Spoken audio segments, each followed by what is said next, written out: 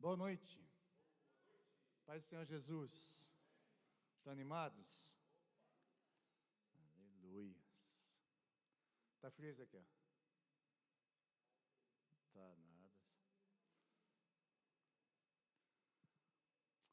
Amém. Nós estamos numa série de mensagens. Essa mensagem, o pastor Guilherme começou a ministrar semana passada. Ele falou sobre admite as suas fraquezas e limites.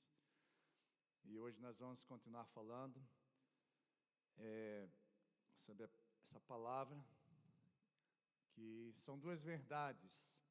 A vida machuca, é verdade? Mas Deus cura. Então, são duas verdades. Por que a vida machuca? Porque nós tomamos decisões erradas. E quando nós tomamos decisões erradas, a nossa vida dá errado, aí nós machucamos. Segunda coisa, porque o mundo jaz do maligno. A vida machuca porque o mundo está debaixo do maligno, ou seja, sob o controle do maligno. Satanás veio para matar, roubar e destruir. Então, mas Jesus veio para destruir as obras do diabo. Então, essa não é uma questão em si, né? Não termina aí. O mundo vai ser restaurado um dia, mas enquanto nós estivermos aqui, o mundo machuca, né? O mundo, Satanás, nos machuca. E muitas vezes somos aprisionados por tantas coisas. Mas essa não é a palavra final. Em terceiro lugar, porque nós lidamos com pessoas. E pessoas nos ferem. Amém? Quem aqui já foi ferido por pessoas? Todos nós. E agora, quem aqui já feriu pessoas? Todos nós, né? Então, nós estamos aqui nesse mundo e por causa da nossa carnalidade, né? Porque a nossa carne nunca melhora, sabe disso, né? Você pode se converter, mas a carne sempre vai ser carne, sempre vai ser fraca, sempre vai tender para as coisas erradas. Nós vimos isso, o apóstolo Paulo vamos ler um texto aqui também, vai falar sobre isso, mas nós vivemos nesse mundo, então a vida machuca, e aí por isso nós ferimos, somos machucados. Mas a segunda verdade que nós vimos aí em Jeremias 33:6, que Deus cura. Essa é a palavra final. Deus veio para nos curar. Amém? Essa é as boas novas do Senhor. Então Jeremias 33:6 diz assim: todavia trarei restauração e cura. Curarei o meu povo e lhe darei muita prosperidade e segurança. Então essa é uma promessa do Senhor para nós. Amém? Deus diz aí: trarei restauração e cura. Nós estamos aí fazendo 30 semanas, né, na cura da nossa alma. Então, através da palavra de Deus, nós vamos ver que Deus, através do seu amor, da sua graça, do seu poder, e outras pessoas, né, que estão buscando a cura, que nos ajudam nessa caminhada, somos curados. Então, Deus tem essa palavra final para mim e para você: Deus cura. Amém? Então, essa é a boa notícia dessa noite.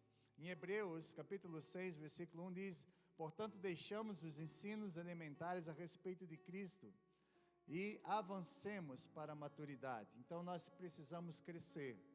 Então, já que nós sabemos que a vida machuca, nós precisamos crescer. Temos que tomar algumas decisões certas, decisões acertadas, porque a primeira coisa na nossa vida, nós somos machucados por causa das nossas decisões que tomamos errado, né? Fizemos decisões erradas, escolhas erradas, e nessas escolhas nós nos machucamos. Então, aqui a palavra de Deus diz que nós precisamos avançar para a maturidade, precisamos crescer. O apóstolo Paulo falava que quando ele era menino, fazia coisas de meninos, mas agora ele é homem, né? Não pode fazer mais coisas de menino, tem que crescer. Então, na nossa caminhada cristã, nós vamos aprender, e estamos aprendendo a crescer nisso. Então, não ficamos presos, né, a tudo aquilo que o mundo faz conosco, mas nós caminhamos e entendemos que faz parte da nossa vida, né, toda a dificuldade que nós enfrentamos. Então, a gente sabe que não precisa ser um cristão para saber que a vida machuca, e todos nós precisamos saber que Deus cura, Então essa é a palavra que nós vamos falar hoje. E vamos aí a segunda mensagem, né, dessa série, que a vida machuca e Deus cura. A primeira é admita as suas fraquezas e limites, né, foi ministrado semana passada pelo pastor Guilherme, e hoje nós vamos falar sobre atente para a autossabotagem. Atente para a autossabotagem. Você sabe que o nosso maior inimigo é o diabo, amém? Nosso maior inimigo é o diabo, mas não pode ser nós mesmos. Você pode ser inimigo de você mesmo, sabia disso? Por causa de escolhas que fizemos erradas. Agora o apóstolo Paulo diz em Romanos 7,19, diz: pois o que faço não é o bem que desejo, mas o mal que não quero fazer, esse continuo fazendo. O apóstolo Paulo, ele começa a falar sobre ele mesmo. Imagina, um homem que teve uma experiência sobrenatural com Deus, um homem que teve dons, né? Um homem que abriu várias igrejas, né, na Ásia e na Europa, um homem que era um homem, né, chamado por Deus, teve tantas revelações de Deus, mas era um homem que também, ele mesmo fala, que ele lutava contra a sua própria carne, ele esmurrava seu próprio corpo, né, para não ser desqualificado. Todos nós temos essa natureza pecaminosa, sabia disso, né? A gente já nasceu com isso. Desde criancinha, a gente já fazia um monte de coisa errada, é ou não é? Né? Quando fazia coisa errada, perguntava: o que você fez? Nada, né? Mentia já, desde pequenininho, não precisa ensinar. Isso já vem na nossa natureza, né? A natureza da carne. E quantas vezes, né, nós fizemos coisas erradas e ninguém nos ensinou, né? Falar mentira, né? Bater no amiguinho, ser egoísta, né? Aquele brinquedinho que você, né, nem liga mais, mas de repente você tem ali um brinquedo, e aí chega outra criança, quer pegar seu brinquedo, você briga com ela. Era assim com você também? Né? Lá eu era assim também, quando eu era pequeno. Então, por quê? Porque nós temos a natureza egoísta, né? Nós pensamos somente em nós mesmos, essa é a carne. Então é por isso que o apóstolo Paulo disse que a nossa carne milita contra o Espírito, né, que há em nós agora que nascemos de novo.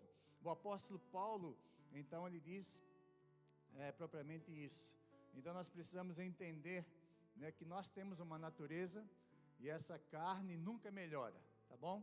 Nunca melhora. Ela precisa morrer, ela precisa ser negada, ela precisa ser levada para a cruz, ela precisa ser, né, realmente levada para a cruz e morrer, né? Ou seja, dizer não para ela. E o apóstolo Paulo fala isso, mas graças a Deus, pelo nosso Senhor Jesus Cristo, que nos resgatou, né, do poder da carne. Então, quando nós buscamos o Espírito Santo, andamos com Deus, Ele nos dá força para nós vencermos a nossa carne, mas não brinque com ela, né? O homem que adorava a Deus, o homem segundo o coração de Deus, né, Davi, ele brincou um pouquinho com a carne e acabou caindo. Sansão, um homem mais forte, né, da Bíblia, né, brincou com a carne e acabou caindo. E assim por diante. Eu posso falar de um monte de homens, né, que eram homens e porque deram vazão à carne, acabaram, né, fazendo escolhas erradas. Mas nós estamos falando sobre autossabotagem. Uma das maneiras de saber se você está autossabotando um plano é identificar se você está sempre buscando atalhos, evitando confrontos e desafios. Bispo Miguel Ochoa, né, tem um livro ali que o pastor Carlito estava lá falando sobre ele, né? Não comprei porque é muito livro para comprar, mas um dia, né, eu vou comprar esse, o Arte de Sabotar a Própria Vida. Então é isso que nós vamos falar hoje, né? Essa ministração foi tirada desse livro aí, tá bom? Então, como é que você responde ao que acontece com você? Pode dizer para onde você vai. Como você responde ao que acontece com você, pode dizer para onde você vai. N. King diz assim: um dia é preciso parar de sonhar e de algum modo começar. Você já viu pessoas que gostam de sonhar, né? Sonham grande, eu sonho com isso, eu sonho com aquilo, né? Sonho de ser assim, mas nunca começa nada, nunca faz nada. Então fica se auto-sabotando, né? Miguel Ochoa também, ele diz assim: O bom plano é aquele executado sem distrações. Então, a autossabotagem, pelo medo, estará sempre por perto e aproveitará qualquer oportunidade para interferir no desenrolar de sua existência em diferentes áreas. Então, no meio de toda luta, e quando o medo se aproximar, tentando dizer algo que você não é, mostrando uma situação que não existe, iludindo a sua mente e tentando sabotar o seu futuro, lembre-se, é a confiança em Deus e a certeza de que Ele não o decepciona que podem fazer você enfrentar e vencer esses medos. Muitas vezes nós não tomamos decisões por causa dos nossos medos. Então, porque dizem que nós somos uma coisa que nós não somos, né? Nós somos um fracassado, por exemplo. Na palavra de Deus, nós aprendemos que nós somos filhos amados de Deus. E nessa confiança em Deus é que vai realmente agradar a Deus e enfrentarmos nossos medos. Então, a confiança em Deus elimina toda a ansiedade que possa nos envolver. Se a ansiedade é o medo injustificável de um mal futuro, e isso nos leva a sabotar nossa própria vida e planos, a confiança em Deus aniquila esse medo e assim nos priva da autossabotagem. Então, nós aprendemos isso, que precisamos confiar em Deus, amém? Confiar no nosso Deus Todo-Poderoso. Então, se você está enxergando um sonho de longe, e lhe falta algo para correr atrás dele, não dê nem um passo sequer sem antes fazer isso. Primeiro, tente identificar seu projeto, plano ou sonho, alinhado com a vontade de Deus. Tente identificar seu projeto, plano ou sonho, alinhado com a vontade de Deus. Deus não pode se associar a planos que Ele mesmo não homologa. Então, portanto, se isso de alguma forma vai contra os princípios bíblicos, a palavra de Deus, não o leve adiante. Então, se os seus sonhos, projetos são contra a vontade de Deus, então você precisa abandonar esse sonho. Você precisa abandonar esse plano e alinhar ao propósito de Deus. Então pode ser um projeto pessoal que tem mais a ver com o seu ego do que com a glória de Deus. Nós precisamos identificar, primeira coisa. Segundo, passando por isso, então agora você compartilhe o seu projeto com uma ou mais pessoas de confiança, de que estejam em uma posição de liderança igual ou superior à sua. Isso abrirá o aspecto, né, para outras mentes e colocará você numa posição de humildade que agrada a Deus. Então, com relação ao sonho e projeto, primeiro, vê se ele está alinhado à vontade de Deus. Segundo, compartilhe com pessoas que vão te ajudar, né, a crescer, pessoas que estejam junto com você, ou seja, busque conselho. Quando a gente vai fazer projetos, nós precisamos buscar conselho. A Bíblia diz que na multidão de conselhos não há fracasso, né? Os planos não fracassam. Muitas vezes nós fizemos planos e nós estamos sozinhos. Então, é muito importante isso.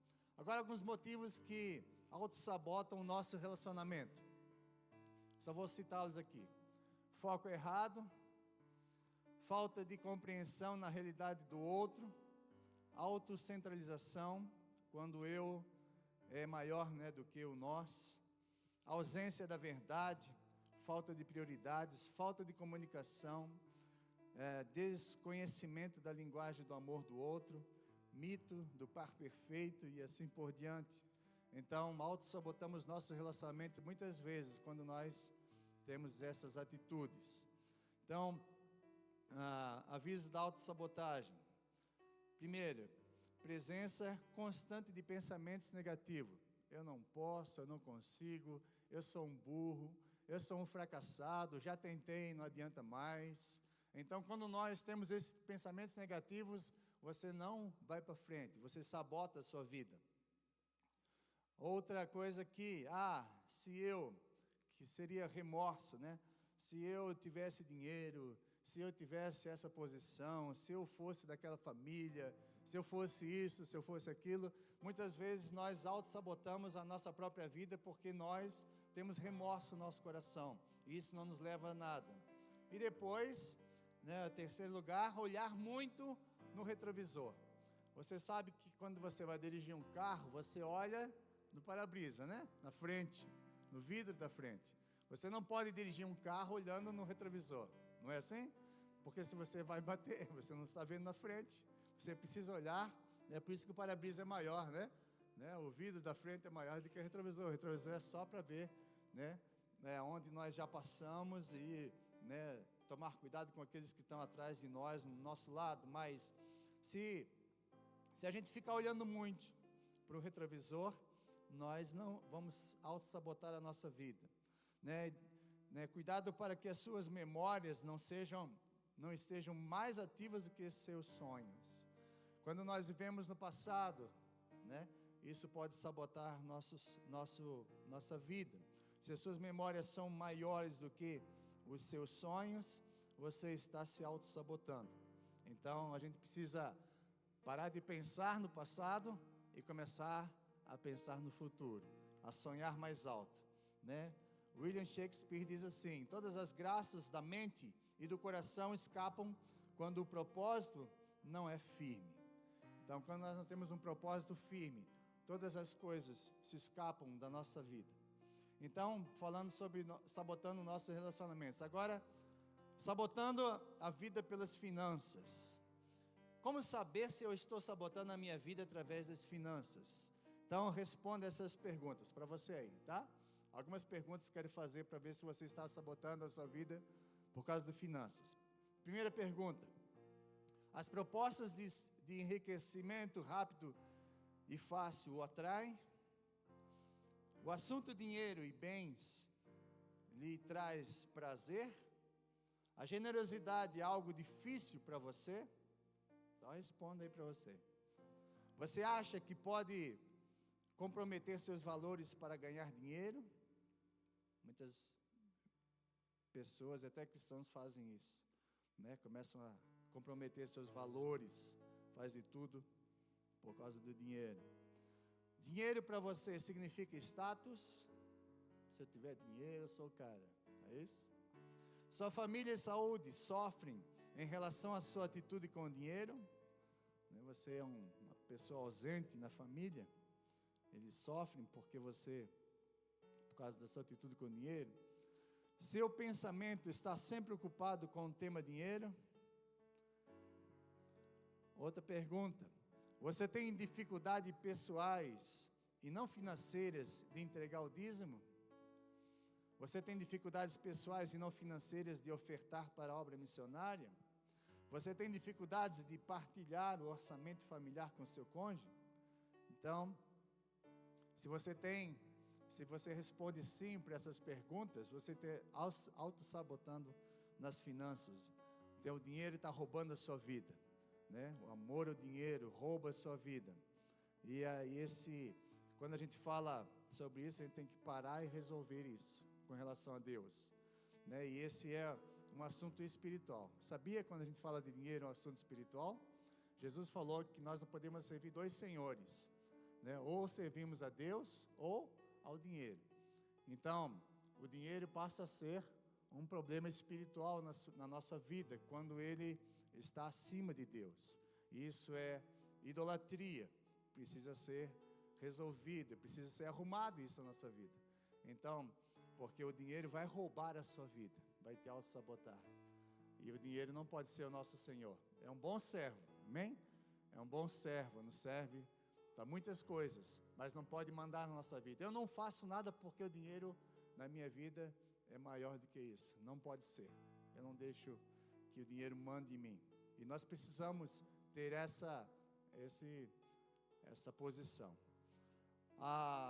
Outra coisa aqui, então falamos autossabotagem num relacionamento, autossabotagem pelas finanças e agora autossabotagem pela procrastinação.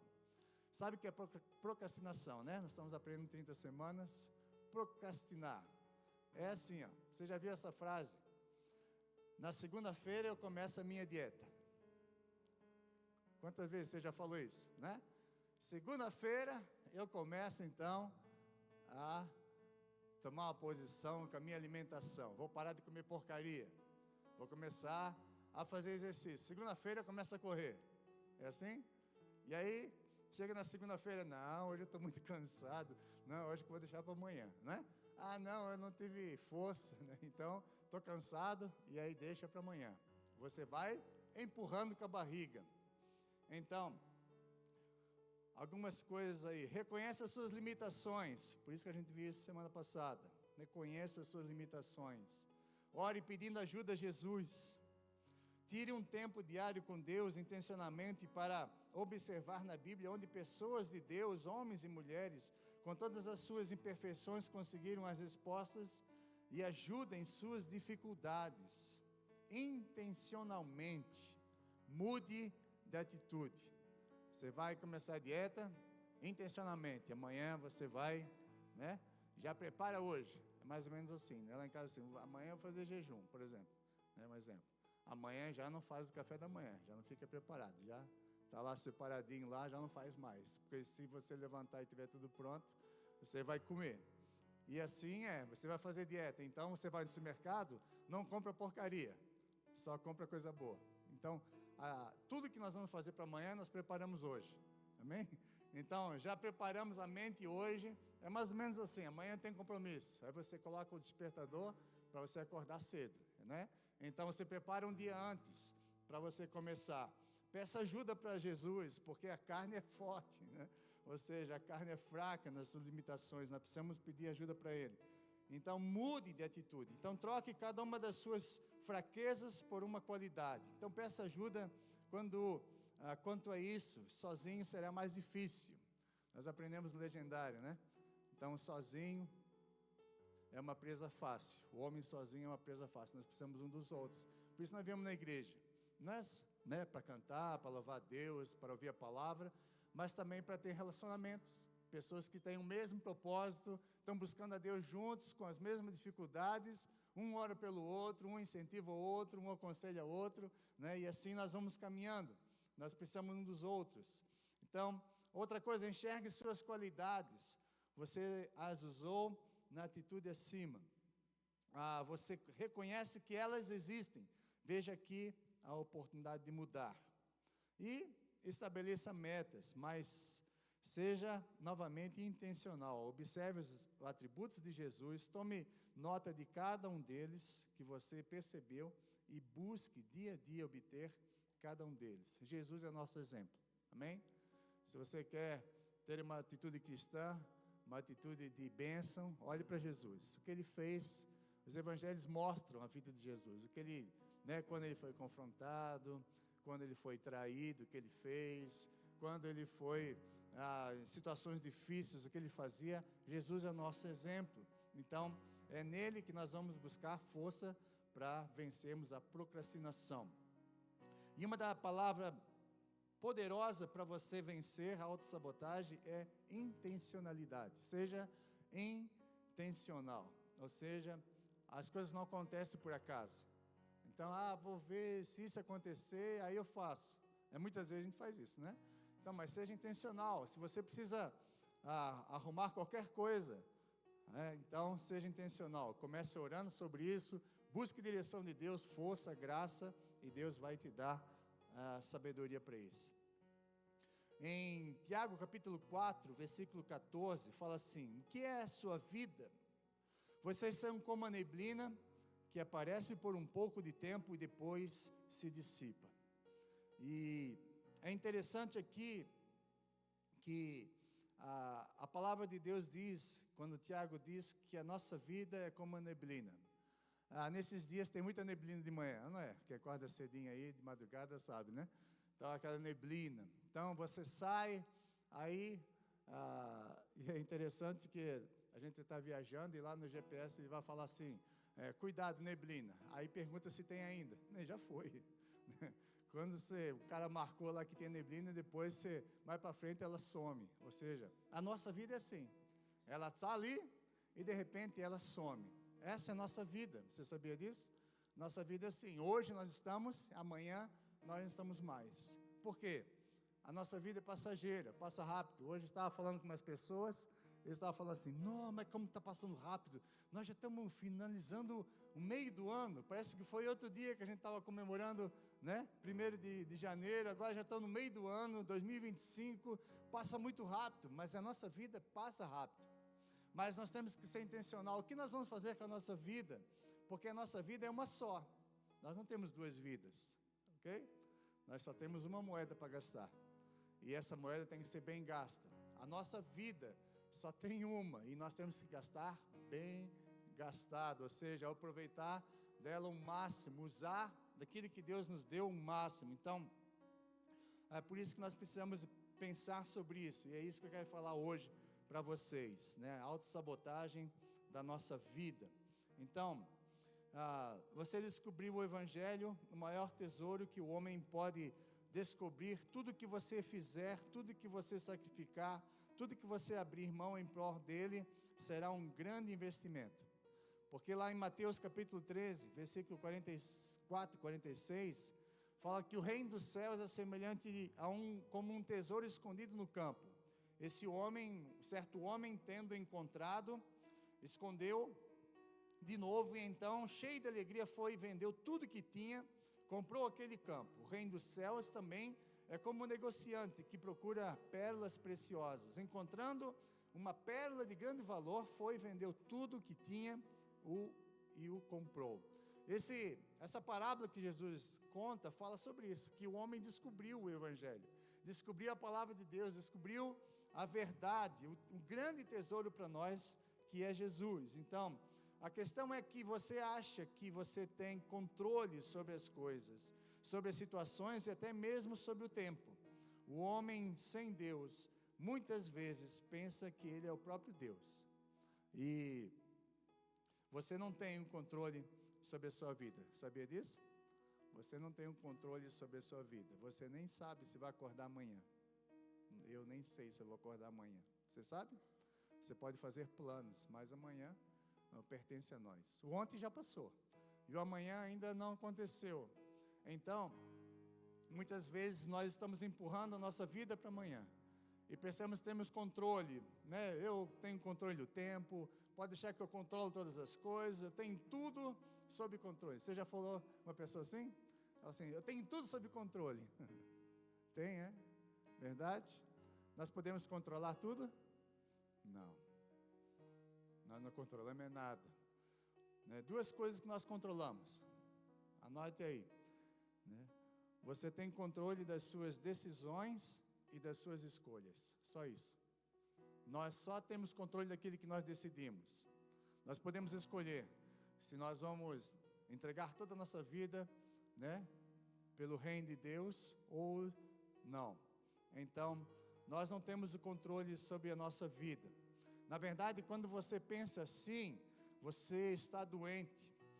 Essa doença tem um nome, chama Síndrome de Lúcifer. Isso é, você pensa que é Deus, deseja agir e pensar como Deus pensa.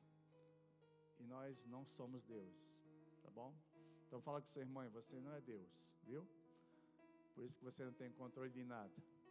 Quem tem o controle de tudo nas suas mãos é Deus. É Ele que tem o controle da minha vida, da sua vida. A Bíblia diz que basta um sopro do Senhor e a nossa vida se dissipa. Basta uma palavra do Senhor, tudo acontece, né? De bom ou não. Ele tem o poder para fazer qualquer coisa. Então, 3 coisas que a procrastinação sabota a nossa vida. Vamos ver, a procrastinação sabota a oportunidade de ser bênção na vida de outras pessoas. Lucas capítulo 9, versículo 23 e 24 diz assim: Jesus dizia a todos: se alguém quiser acompanhar-me, negue-se a si mesmo, tome diariamente a sua cruz e siga-me, pois quem quiser salvar a sua vida, perderá, mas quem perder a sua vida por minha causa, esse a salvará. Você não pode perder por decidir seguir a Jesus hoje. Se você deixar isso para depois, os seus dias vão passar, os seus melhores anos vão voar diante dos seus olhos, qual legado eterno você deixará para as pessoas que estão à sua volta, para a sua família? Qual é a herança que você quer deixar para os seus filhos? Eu já vi muitos pais falando, só quer deixar a herança para o meu filho. Que herança você quer deixar para ele? Dinheiro? Poder? Bens materiais? Será que isso vai permanecer nesses dias tão difíceis? O que nós podemos deixar para os nossos filhos? Você não quer deixar para o seu filho o exemplo da fé, da instrução? Você precisa decidir se você vai deixar para depois. A procrastinação vai te roubar a oportunidade de ser bênção na vida de outras pessoas. Então, você não pode salvar sua própria vida, só Jesus pode. E é isso que nós temos que aprender. A nossa vida sem Jesus é perda de vida, é perda de tempo. Nós estamos, muitas vezes, querendo gerenciar nossa vida. E quando nós fizemos isso, nós estamos perdendo ela. E Deus quer te dar uma vida e vida abundância. Só que é com Jesus, amém? É Ele que deve ser o centro da nossa vida. É Ele que deve ser, pode nos salvar, que pode nos dar uma vida verdadeira, uma vida de propósito, uma vida que vale a pena viver. Então, muitas vezes nós procrastinamos, né, e sabotamos a oportunidade de ser bênção na vida do outro, porque nós estamos querendo ganhar a nossa vida. Então, eu tenho que cuidar da minha vida, eu tenho que cuidar de mim, eu tenho que cuidar das minhas coisas, quero controlar todas as coisas. E quando você faz isso, é o que Jesus fala aqui, né? Então, se nós queremos ganhar o mundo inteiro, nós perdemos a nossa vida. Mas quando nós entregamos nossa vida para Jesus, aí realmente nós temos uma vida verdadeira, de propósito, de bênção na vida das pessoas. Segundo, a procrastinação sabota a oportunidade da vitória. Em Lucas capítulo 2, versículo 15 a 16, diz assim: quando os anjos os deixaram e foram para os céus, os pastores disseram uns aos outros: vamos a Belém e vejamos isso que aconteceu e que o Senhor nos deu a conhecer. Então correram para lá e encontraram Maria e José e o bebê deitado na manjedoura. Veja bem, aqui foi quando os anjos anunciaram aos pastores que Jesus tinha nascido. E o que eles fizeram? Quando eles ouviram a mensagem, eles fizeram o quê? A primeira, outra parte, outro versículo anterior. Não está aí? Não. Então, acho que é isso aí. Vamos a Belém, ele diz. Então, vamos aonde está acontecendo as coisas. Eles não deixaram para amanhã. Eles não deixaram para depois. Imediatamente eles correram para ver Jesus. Então, Jesus nasceu, era uma grande notícia. Vamos ver isso de perto. Os pastores não eram procrastinadores. Imediatamente eles foram agarrar aquela oportunidade da vitória. Então, eles foram para Jesus. Foram ver onde estava. Ouviram a notícia. E muitas vezes nós perdemos tantas coisas na nossa vida, porque nós deixamos para depois. Por exemplo, hoje à noite, você veio para a igreja, não é? Você podia deixar para depois, né? Não, vou só na sexta-feira, só vou no domingo. Deixa, né? Vamos para lá. Não precisa ir não, né? Ou senão você acorda pela manhã, aí tem um momento de oração, não vou orar não, vou orar depois, né? Porque agora está tão corrido, né? Nossa, tem que correr. Aí você corre, ora depois, leia a Bíblia depois, né? Vem na igreja depois, deixa de fazer aquilo que tem que fazer para depois. Então, vamos empurrando com a barriga coisas que são importantes para nós. Esses pastores, eles viram que era importante, eles tinham as ovelhas deles para cuidar, eles tinham trabalho, não estava à toa. Mas quando eles ouviram a notícia, eles deixaram aquelas ovelhas lá guardadas, né, no aprisco, e foram para ver onde Jesus estava. E nós precisamos aprender com eles. Então, não existe um procrastinador bem-sucedido. Aprenda isso. Todas as pessoas que deixam para depois o que tem que fazer hoje, nenhum deles é bem-sucedido. Por quê? Porque perdem a oportunidade. Então, nós precisamos encarar as situações da vida, vencer os gigantes. Viva um momento de cada vez, né, de forma intensa e de forma fiel. Nós precisamos aproveitar ao máximo, né, o nosso tempo. Tem uma história aqui, no início do século, um consultor administrativo chamado Yves Lee encontrou um homem que lhe pediu um conselho. Ele gostaria de ser mais produtivo, e ele sorriu e deu um plano desanimador de tão triste. Aí ele fala assim: a cada noite, liste 6 coisas importantes para fazer no outro dia. Em ordem de prioridade, levante-se para realmente fazer. Quer marcar aí? Eu não sei se tem aqui. Não. Marca aí. Cada noite, você alista 6 coisas importantes para fazer no outro dia. Toda noite, agora você vai para casa, você vai anotar 6 coisas importantes para fazer amanhã. E aí depois vai e faça, ok? Por ordem de prioridade. É isso. E é interessante que no final Charles perguntou para Lee quanto custava o conselho. E ele disse: nos próximos 6 meses, faça rigorosamente o que disse para você fazer. Depois desse tempo, você verifique o benefício disso e aí decida quanto você deseja me pagar. 6 meses depois, lhe chegou um cheque de $25.000 e um bilhete que dizia: obrigado pelo rico conselho. Isso era uma fortuna no início do século XX. Viu? Aprendeu? Anote 6 coisas importantes antes de dormir, em ordem de prioridade. Aí amanhã você faça isso. Eu estava falando sobre comida, não é? Falando sobre exercício, estava falando sobre, pode falar sobre trabalho também. 6 coisas importantes. Marque aí e faça isso todo dia. Depois de 6 meses, você vai ver o que vai acontecer, a mudança na sua vida. Porque muita coisa não acontece porque nós só ficamos sonhando. Nós temos aquele sonho, mas nós não colocamos em prática. Procrastinação. O tempo é a matéria-prima de tudo. Então valorize agora a sua vida. Você não terá 2. Amém?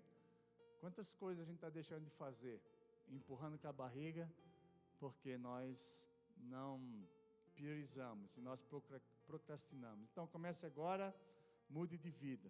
Então agora que você já sabe a verdade, por que deixar para depois?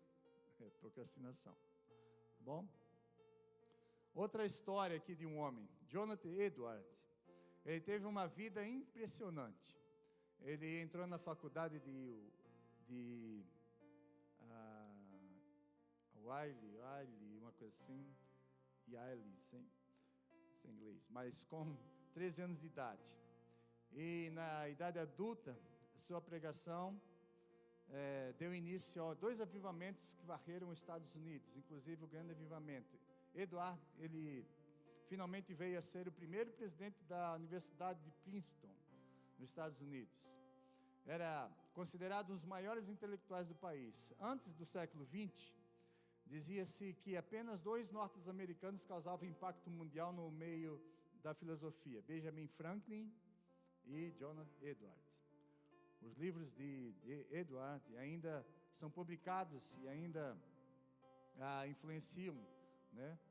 Mais de 250 anos depois. Pecadores na mão do Deus irado é um desses livros. E ele fez o seguinte voto com si mesmo antes de morrer. Eu coloquei. Vamos ler juntos? Decido viver com todas as minhas forças enquanto eu tiver fôlego. Decido nunca perder sequer um momento e aproveitar o meu tempo da melhor maneira possível. Decido nunca fazer uma coisa que eu não faria se fosse a última coisa da minha vida. Então, são decisões que esse homem tomou. E essas decisões, né, transformaram a vida dele. Então, esse gigante espiritual tem conquistado muitos admiradores ao longo dos anos. E um deles decidiu, então, estudar a árvore genealógica de Edward. E ele arrolou 1.394 descendentes e entre eles encontrou 13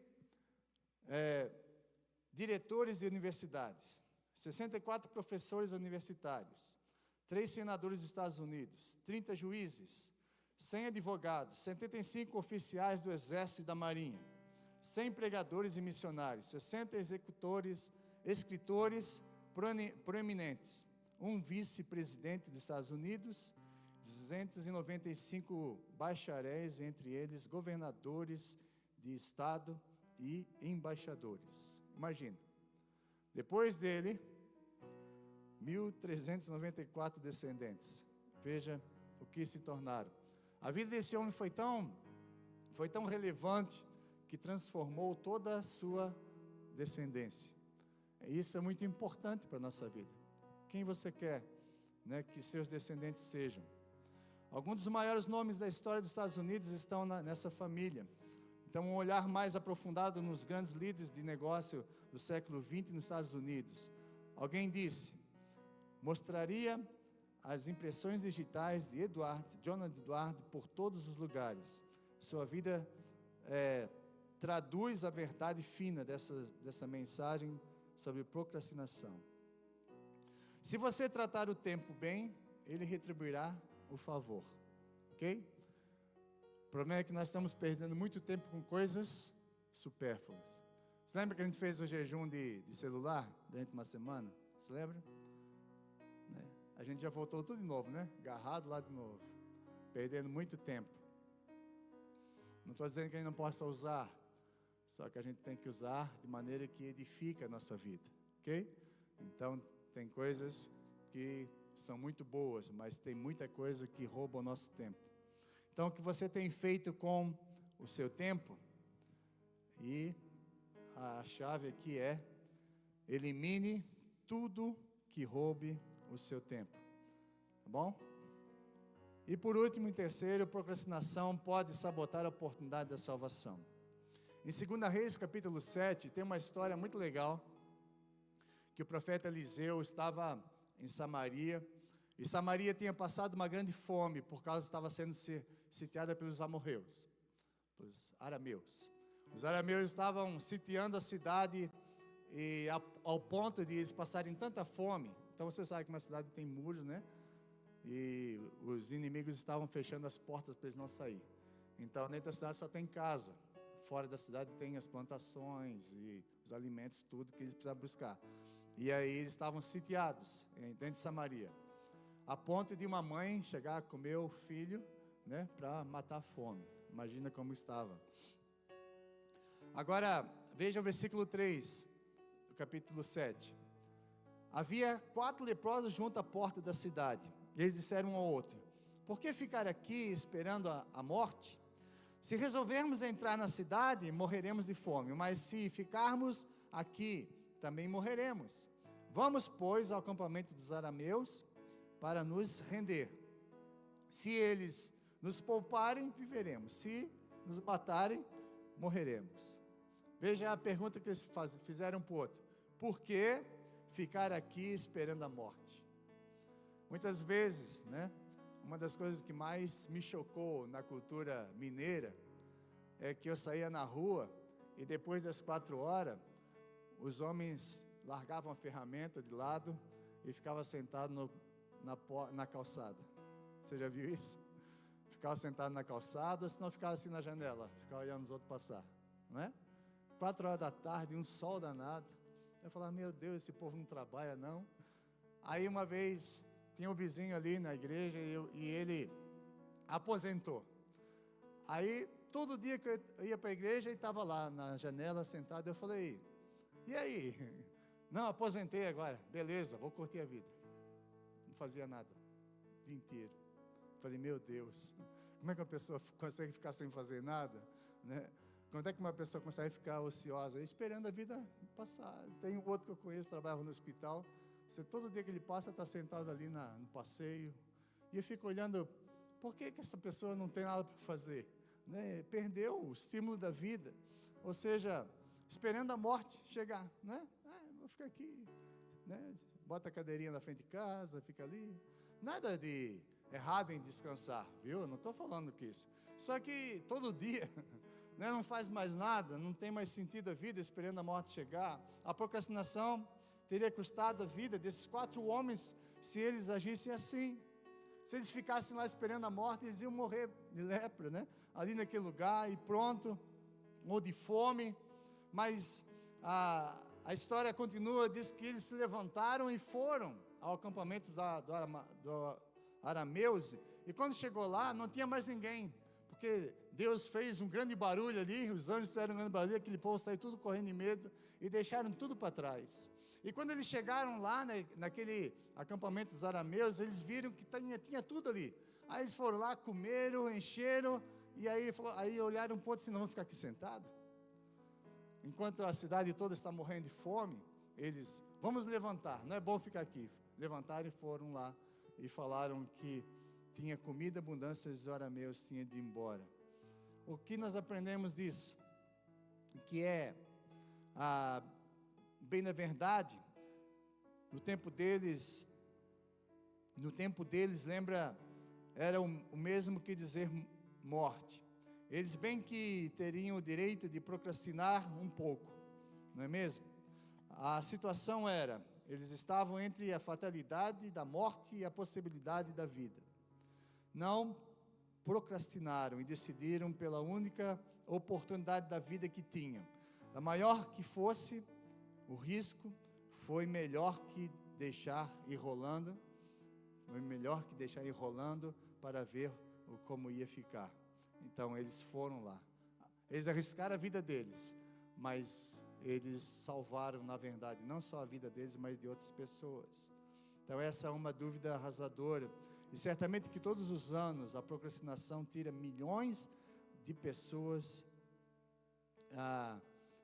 pessoas dos portais do céu, porque simplesmente nós vamos pregar amanhã eu oro, amanhã eu falo de Jesus para aquela pessoa, amanhã eu vou evangelizar, amanhã eu vou ajudar aquela pessoa.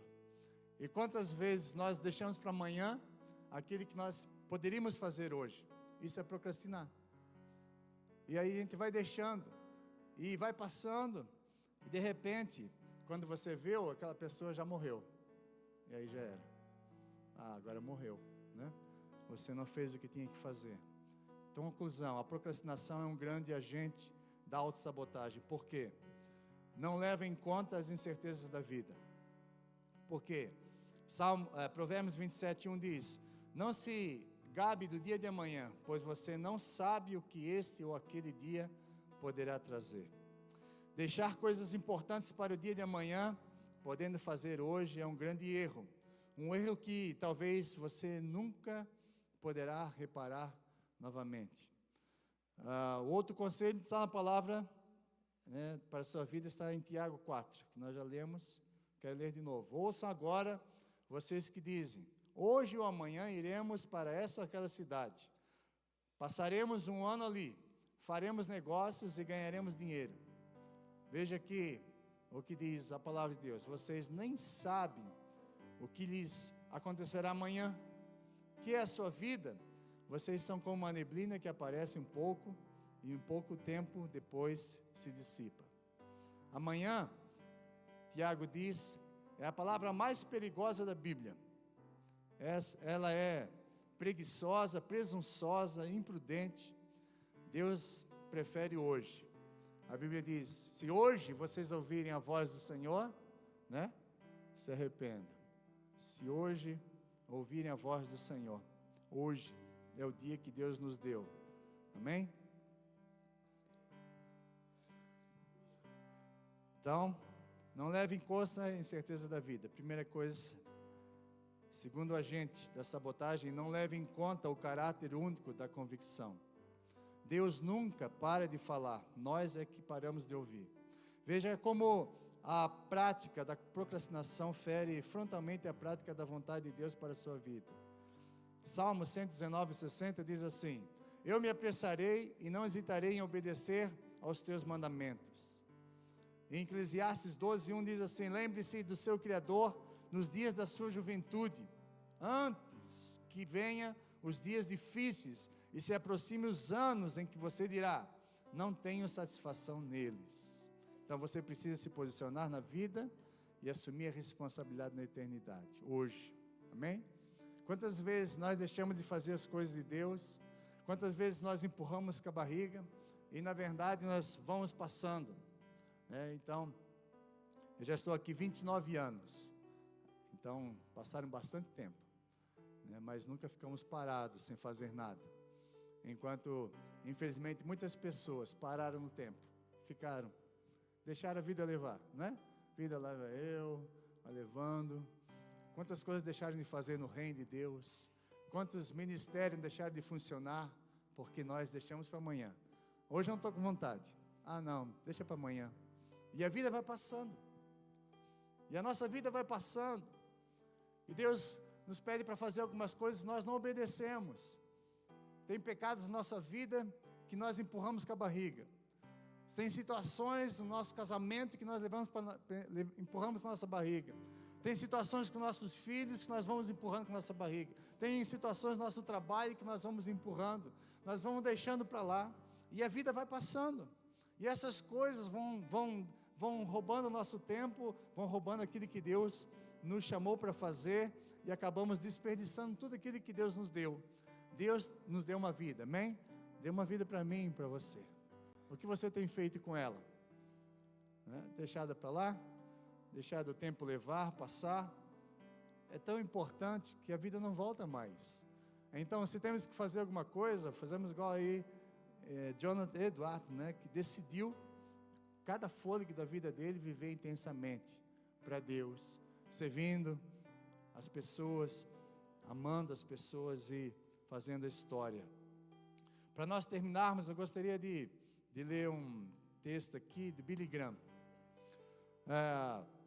O pastor Billy Graham, um dos grandes evangelistas, né, norte-americano, ele acordou numa madrugada num hotel em Seattle, incomodado para orar pela atriz Marilyn Monroe, atriz norte-americana, e seus assessores entraram então em contato naquela mesma noite, e seu empresário disse: ela está cansada e muito ocupada ultimamente, algum dia, agora não, vou tentar para daqui a 2 semanas, ela falar com o reverendo Graham. E na mesma noite, aquela mulher se suicidou. Poderia ter sido uma história diferente, se ela não deixasse para amanhã o que ela tinha que fazer naquela noite. Então, você conheceu, né, Marilyn Monroe, uma artista, uma loira lá bem famosa, se suicidou, se deu overdose.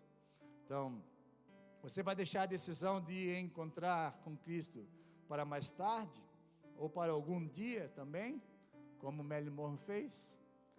Você vai deixar para depois? Então, isso me faz lembrar da história de Elias e os profetas de Baal, para nós terminarmos aqui. 1 Reis 18, 21 diz: Elias dirigiu-se ao povo e disse: até quando vocês vão oscilar para um lado e para o outro? Se o Senhor é Deus, sigam, mas se Baal é Deus, sigam. E o povo, porém, nada respondeu. Não decidir é decidir, sabia? Se eu não decidir por Jesus, eu estou decidindo hoje que eu vou empurrar com a barriga.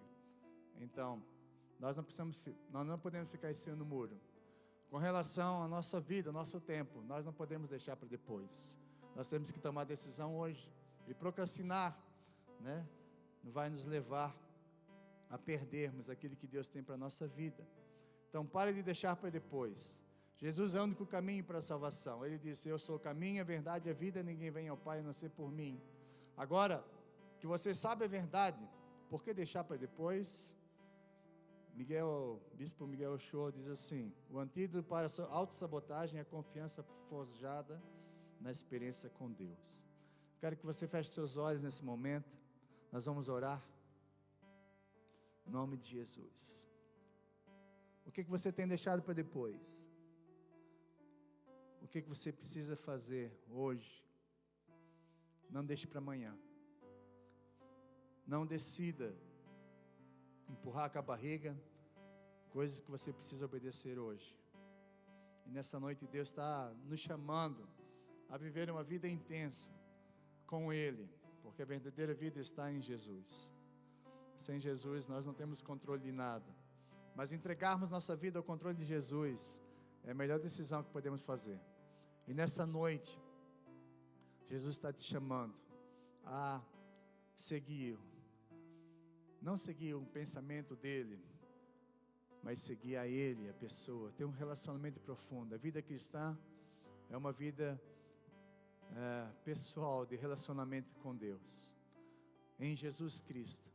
A vida cristã não são regras, não são normas, não são mandamentos que temos que obedecer. A vida cristã é um relacionamento com Jesus. A vida cristã é Jesus, e Jesus está te chamando nessa noite. Você está empurrando com a barriga muitas coisas, você está procrastinando muitas coisas na sua vida. Deus te chamou para o ministério, Deus te chamou para a sua obra, Deus chamou você com um propósito, e você está empurrando isso para frente, deixando para lá. Vamos ver depois, vamos ver amanhã. Amanhã eu faço, amanhã eu obedeço, amanhã eu largo esse pecado, amanhã eu largo esse vício, amanhã eu faço aquilo que eu tenho que fazer, amanhã eu tomo essa decisão. E a única coisa que nós temos controle na nossa vida são as nossas escolhas e as nossas decisões. E nessa noite você tem a decisão de acertar aquilo que está pendente. Você não sabe como você vai ser amanhã, mas você precisa, em nome de Jesus, nessa noite, tomar algumas atitudes de encontro a Deus. E Deus está te chamando a você se posicionar. Tantas coisas estão deixando de acontecer no mundo espiritual. Quantas pessoas estão deixando de ser abençoadas? Quantas vitórias você não está tendo na sua vida, porque você está deixando para amanhã? Quantas pessoas não estão indo para o céu, porque você está deixando para amanhã? Mas nessa noite Deus te chamou a tomar uma posição com Ele. E eu quero que você tome essa posição, para que você mude toda a situação, para que as pessoas sejam abençoadas pelos seus dons, pelos seus talentos que Ele colocou na sua vida. E o propósito, o destino profético que Ele tem para a sua vida, não deixe para amanhã aquilo que você precisa fazer hoje. Nessa noite, Deus te trouxe aqui porque Ele te ama, Ele quer te trazer de volta. Então, em nome de Jesus, o que está sabotando a sua vida? O que está tirando você fora da vontade de Deus? O que está roubando a sua vida? Tome uma posição nessa noite. Só você pode fazer isso. Deus, Ele te chama, Ele não te obriga. Ele bate na porta, Ele não arromba a porta. Ele fala: se você quiser, você pode aceitar. Se você abrir a porta, eu entrarei e estarei com você. Mas se você não abrir, Ele te deixa. Ele vai fazer situações acontecer na sua vida para que você acorde. Tipo Jonas, assim. A baleia engoliu um desobediente e vomitou um profeta. Quem sabe a gente tem que passar por isso. Mas nessa noite, em nome de Jesus, abra seu coração e fale com o Senhor: Jesus, eu estou aqui na Tua presença e eu tenho vivido para mim mesmo. Tenho me auto-sabotado, me iludido, Senhor, nas minhas coisas, enquanto na verdade o Senhor me chamou para fazer parte de uma grande obra, de um grande reino, de um grande chamado que o Senhor tem para a minha vida. Não importa o que falarem que você é, na verdade você é um filho amado de Deus, chamado por Deus com um propósito, escolhido pelo Deus Todo-Poderoso, o Rei dos Reis, Senhor dos Senhores te chamou, nos escolheu para fazermos a sua obra.